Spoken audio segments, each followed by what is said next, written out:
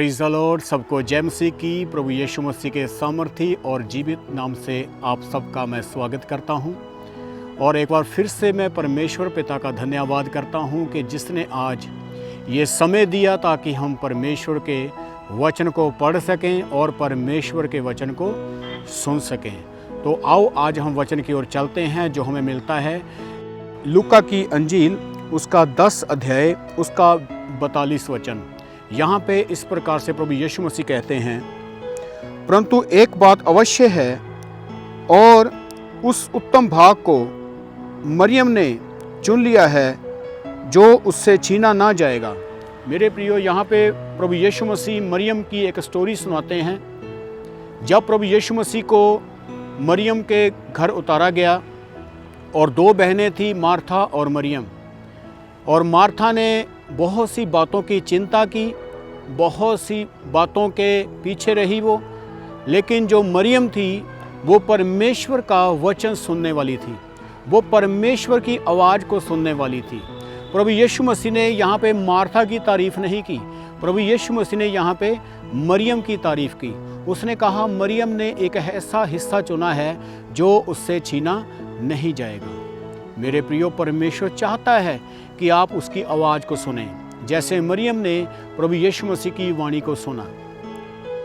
बहुत बार प्रभु को हम अपनी ज़िंदगी में उतारते हैं, बहुत बार हम प्रभु के साथ चलना चाहते हैं, लेकिन उसके साथ साथ हम बहुत सी चिंताओं में डूब जाते हैं, लेकिन हम परमेश्वर की आवाज़ को सुनना नहीं चाहते, जिसके द्वारा हम प्रभु को भूल जाते हैं और दूर हो जाते हैं। अपनी ही डिप्रेशन में, अपनी ही चिंता में हम खो जाते हैं।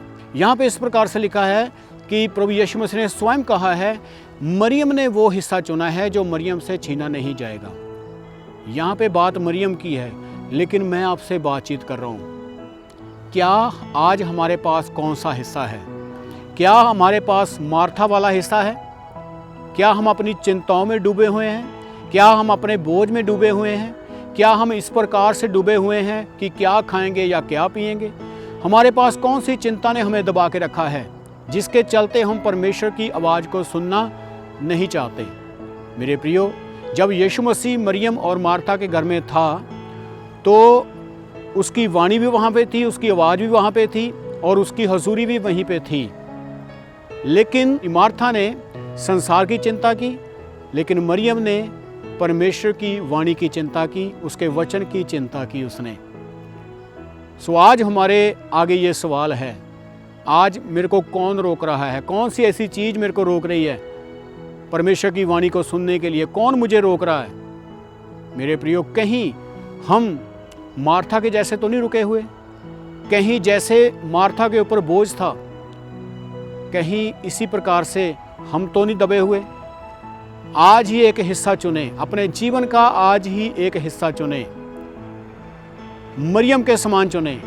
जैसे मरियम ने परमेश्वर की वाणी को सुनना बेहतर समझा, जैसे मरियम ने परमेश्वर की बातों को सुनना बेहतर समझा, जैसे मरियम ने परमेश्वर की हजूरी में बैठना बेहतर समझा, इसी तरह से आज अपनी जांच करें कि मैं कहाँ पे बैठा हूँ। आप किसको सुनना चाहते हैं? परमेश्वर की आवाज़ को सुनना चाहते हैं या संसार की चिंता करना चाहते हैं? आप वचन की बातों को सुनना चाहते हैं? आप प्रार्थना को सुनना चाहते हैं, प्रार्थना करना चाहते हैं, या संसार में अपनी ज़िंदगी बिताना चाहते हैं? मेरे प्रियो, अगर आप संसार में जीना चाहते हैं तो परमेश्वर की तरफ से आपकी कोई तारीफ़ नहीं होगी।